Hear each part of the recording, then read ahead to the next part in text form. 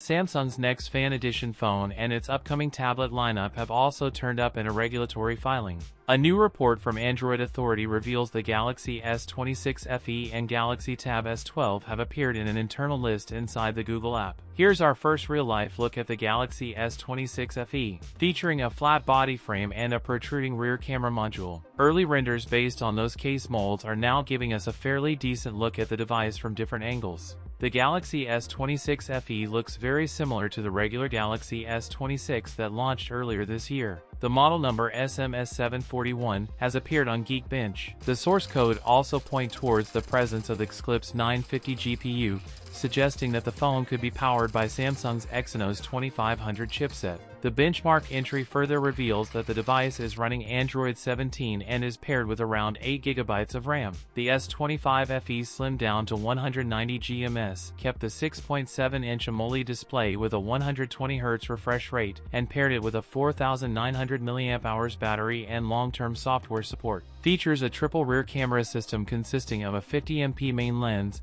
a 12MP ultra-wide lens, and an 8MP telephoto camera with 3x optical zoom. The S26 FE launch in Q3 2026. The Galaxy S26 FE to retail around $650 US. That's it for today's video. If you enjoyed it, don't forget to like, comment, and subscribe for more content. Thanks for watching, and I'll see you in the next one.